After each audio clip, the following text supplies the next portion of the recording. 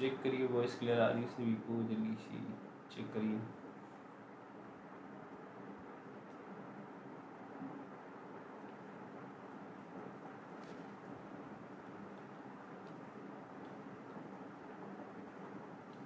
Voice clear आ रही। नमस्ते शीतल कंचन, नमस्ते नमस्ते।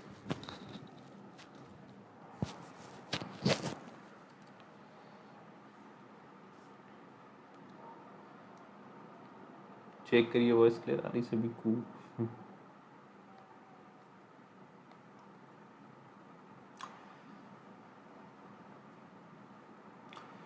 चलिए सेशन को स्टार्ट किया जाए। कहाँ रह गए सब? अच्छा, गुड इवनिंग दीक्षा, गुड इवनिंग पिंकी, नमस्ते शीतल, नमस्ते मनीषा, गुड आफ्टरनून राहुल, नमस्ते, गुड इवनिंग निया, गुड आफ्टरनून निया, कोई निया।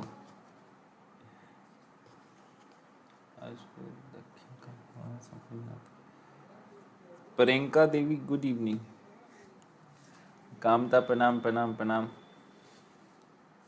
S D good afternoon.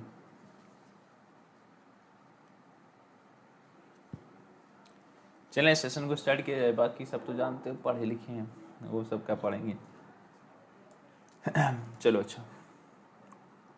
अच्छा अगर मैं बात करूँ यहाँ पर पार्ट 1 तो शायद मैंने करा दिया था आपको, इसी में मिल जाएगा, आप जाना इसमें, ठीक है, वीडियोस में देखना, पार्ट 1 आपको मिल जाएगा।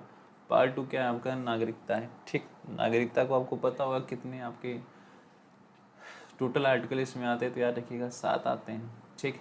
अच्छा अगर पूछूँ भारत में नागरिकता कैसे, तो आपको पता होगा सिंगल सिटीजनशिप है, एकल नागरिकता है, मतलब भारत के अलावा किसी भी देश की नागरिकता लेते हो तो आपके देश की नागरिकता खत्म हो जाती है, ये भी आपने सुना होगा, ठीक है।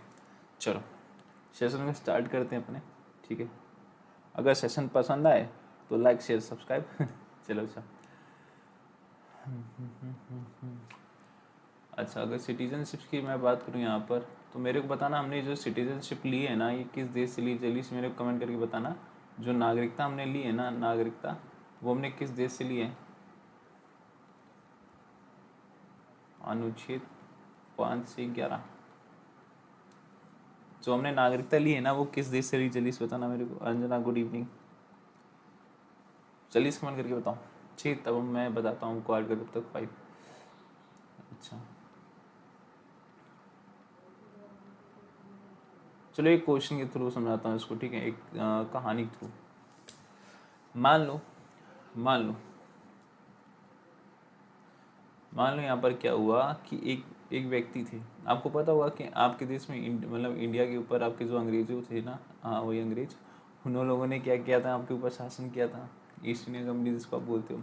उन्होंने क्या किया 1940 में इन्होंने वेस्ट इंडीज़ देश सुना होगा, वहाँ से एक व्यक्ति को लिया जिसका नाम था विलियम हार्वे।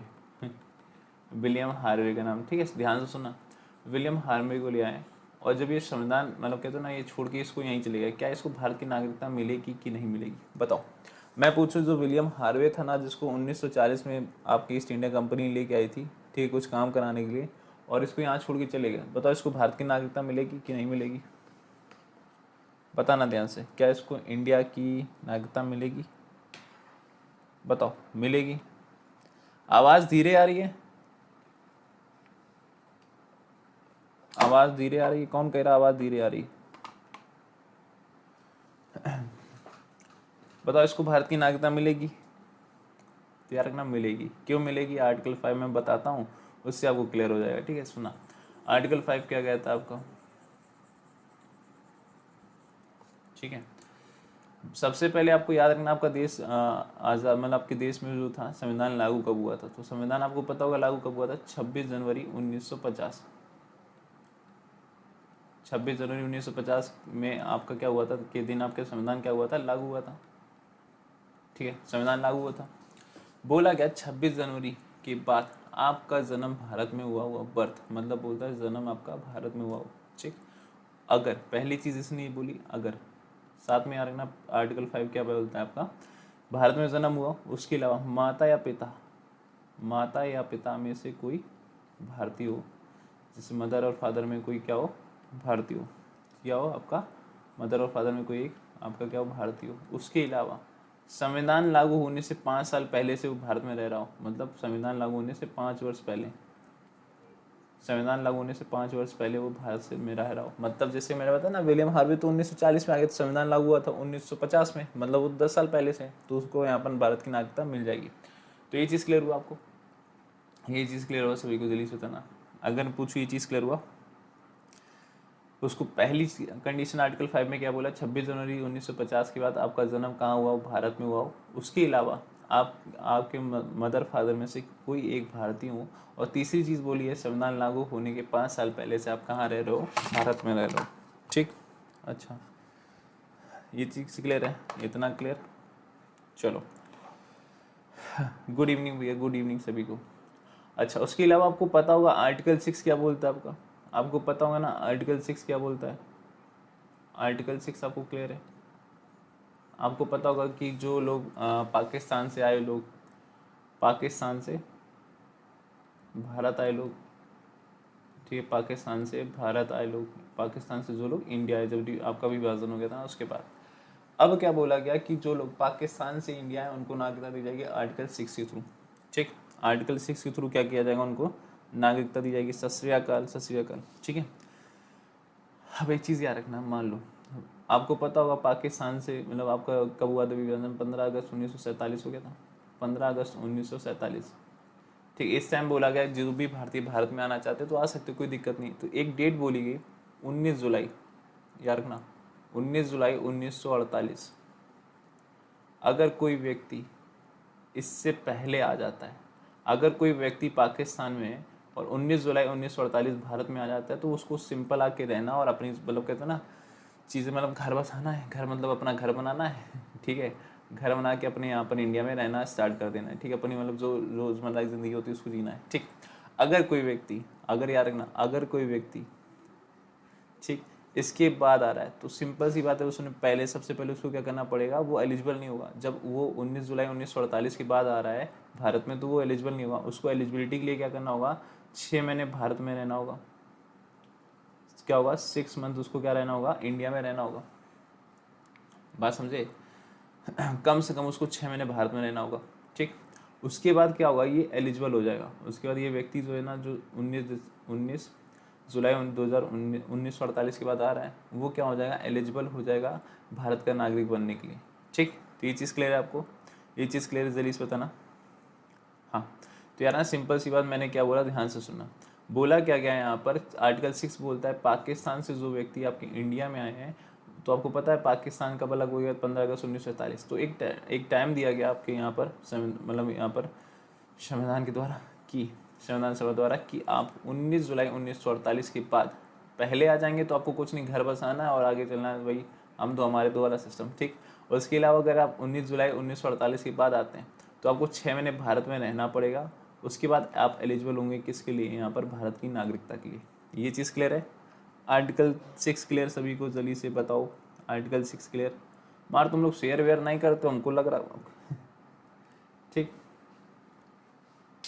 इतना चीज़ क्लियर। अच्छा, जैसे 6 में आपको पता चला पाकिस्तान से जो इंडिया आए। ठीक, अब 7वां क्या बोलेगा तो वो भी सुन लो। 7वां आर्टिकल क्या बोल रहा है आपसे, आर्टिकल 7। ठीक, अब कुछ व्यक्ति ऐसे होंगे जो कहाँ इंडिया से पाकिस्तान गए होंगे, कुछ व्यक्ति ऐसे भी होंगे जो इंडिया से कहाँ गए होंगे, पाकिस्तान गए होंगे। ठीक, डेट वही याद रखनी है। ठीक, वही आपको याद रखना, 19 जुलाई 19 जुलाई 19 जुलाई 1948। कहोगे सर ये क्या, पाकिस्तान, इंडिया से पाकिस्तान कौन जाएंगे, गए थे बहुत लोग, सोचे थे कि इंडिया में अपना वो नहीं चलेगा, सिक्का तो सिक्का चलेगा पाकिस्तान में, मार्स पाकिस्तान वाले मार्स मुँह सुझाव जाके भेज दिए। ठीक, अब इंडिया से कुछ लोग थे जो भारत से, मतलब कहाँ गए, भारत से गए पाकिस्तान।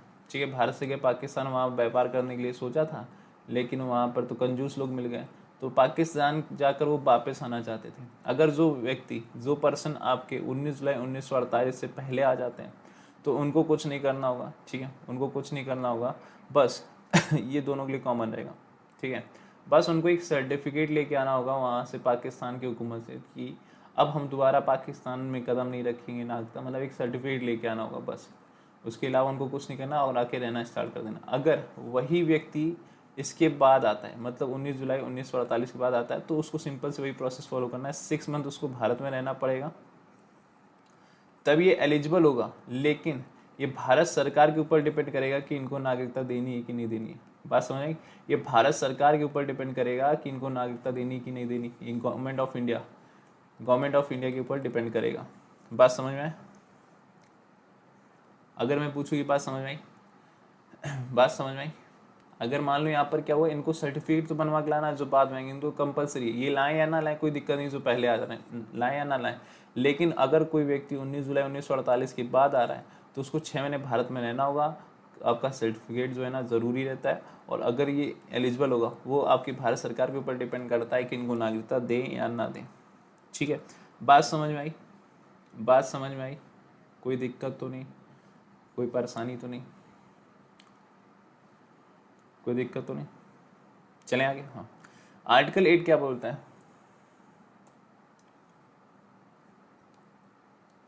आर्टिकल 8, ठीक है, आर्टिकल 8 बोलता है आपसे कि person of Indian origin, person of Indian origin.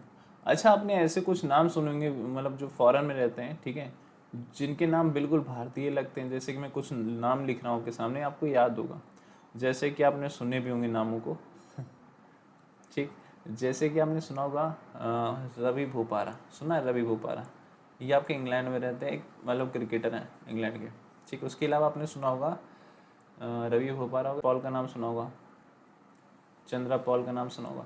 ये सब पर्सन क्या है, ये भारत के ओरिजिन से, मतलब भारत में इनका जन्म हुआ, लेकिन ये कहाँ चले गए, मतलब भारत में, मतलब कहते तो इनका कहीं ना कहीं लेना देना भारत से है। जैसे कि इनके दादा दादी नाना नानी कभी भारत के नागरिक रहे होंगे, ठीक। अगर अगर ये पर्सन, अगर जो ये पर्सन ऑफ इंडियन ओरिजिन है, अगर ये चाहते हैं भारत की नागरिकता लेना, तो ये मतलब यहाँ पर जिस भी देश में रहते हैं वहाँ की एम्बेसी में जाएंगे, ठीक है, अपने आप को पीओएस बताएंगे। उसके अलावा इनको मतलब एक प्रूफ होता है वो दिखाना होगा। उसके अलावा इनको भारत में 7 साल रहना पड़ेगा, 7 ईयर्स कंटिन्यू, 7 ईयर भारत में रहना होगा इनको, ठीक। उसके बाद भारत की इनको क्या मिल जाएगी, सिटीजनशिप मिल जाएगी। आर्टिकल 8 ये बोलता है। बात समझ में आया? आर्टिकल 8 समझ में आया? आर्टिकल 8 क्या बोलता है, जैसे कि आपने सुना होगा, जो आपके पर्सन भारत के, मतलब इनके कभी पिताजी भारत के नागरिक रहे होंगे, पिताजी माताजी जो भारत के नागरिक रहे होंगे, ठीक है। तो अगर ऐसे लोग हैं जो भारत की नागरिकता चाहते हैं, तो वो अपने एम्बेसी में जाएंगे, अपने आप को पीएस बता के यहाँ पर अपने आप को रजिस्टर्ड करवाने के बाद वो भारत में 7 साल रहेंगे लगातार, तो उनको यहाँ पर नागरिकता मिल जाएगी। ये चीज़ क्लियर है? कोई दिक्कत तो नहीं? बोलो जल्दी से, कोई दिक्कत तो नहीं इसमें? चलें आगे। Article 8 clear? Article 8 clear? ठीक। अभी तुमको हम बता रहे, रुको, ठीक ठीक। अबे हम यूट्यूब अब फेमस कर देते 4 पैर वाला, भी रुकना, रुको 4 पैर बताते हैं।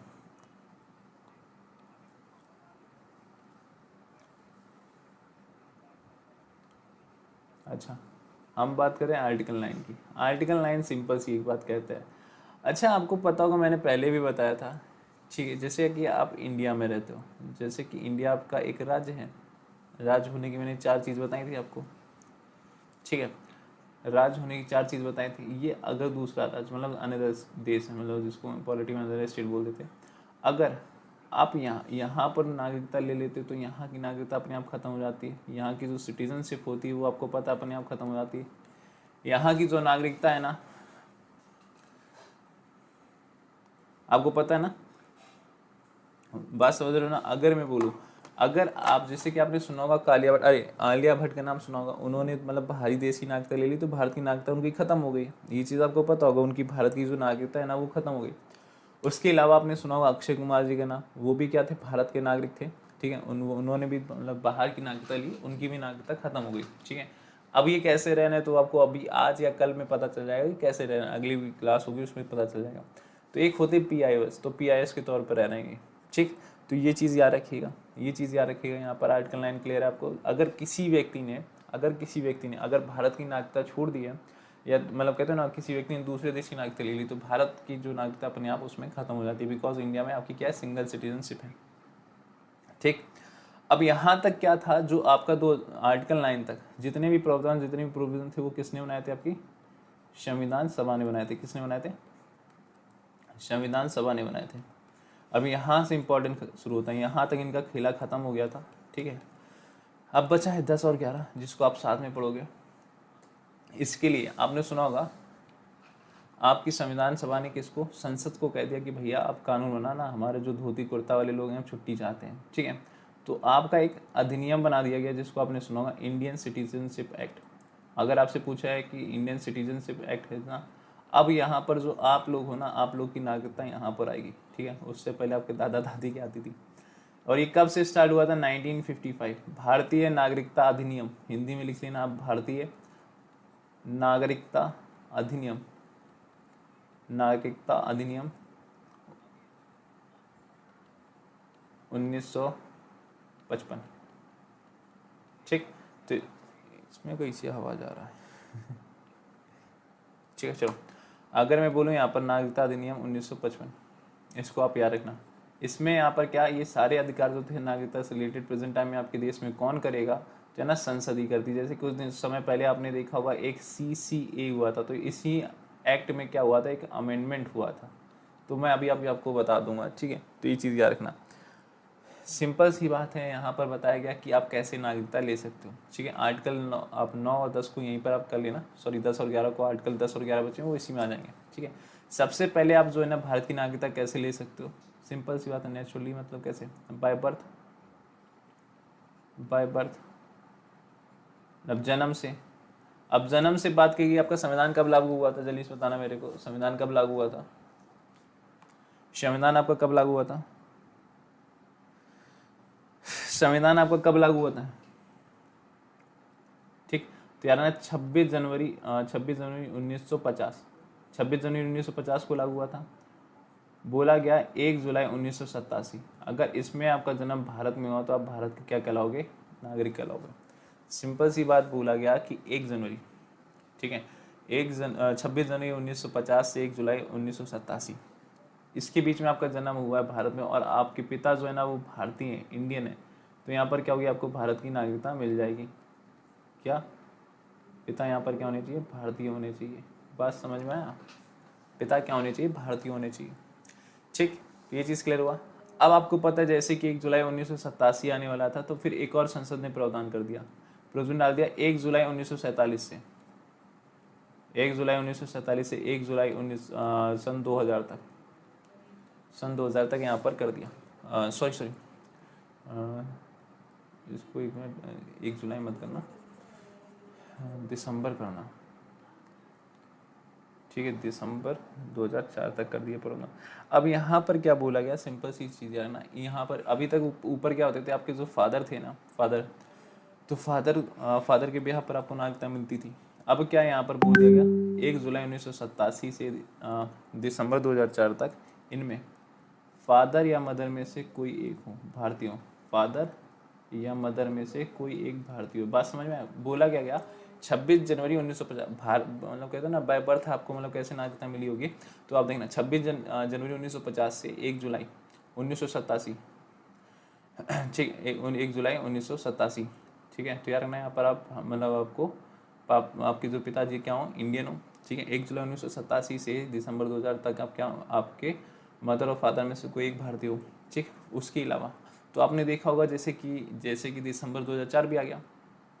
अब क्या किया गया, बोला गया 3 दिसंबर 2004 से 3 दिसंबर 2004 से टिल नाउ, अभी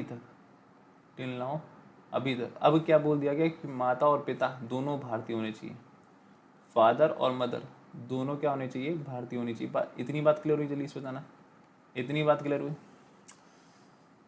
इतनी बात क्लियर हुई, जल्दी से बताओ। अगर मैं पूछूं इतनी बात क्लियर हुई आपको, फादर या मदर में से कोई एक भारतीय होना चाहिए, ठीक। इतने लोग देख रहे हो, थ्योरी क्लास लेने से क्या मतलब, जब लाइक नहीं करना रहता है।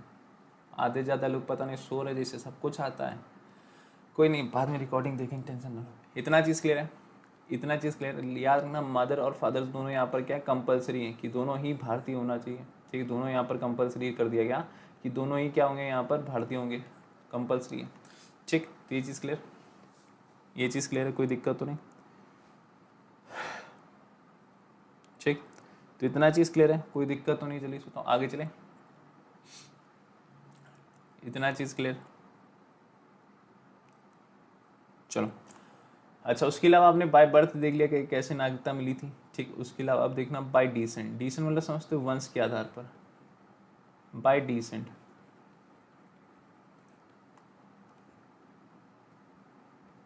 वंश के आधार पर। अच्छा, वंश के आधार पर कहाँ राष्ट्रपति बनते, कोई बता सकता है? वंश के आधार पर कहाँ राष्ट्रपति बनते हैं?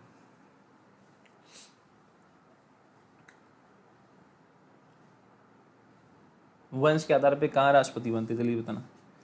वंश के आधार पर कहाँ राष्ट्रपति बनते हैं?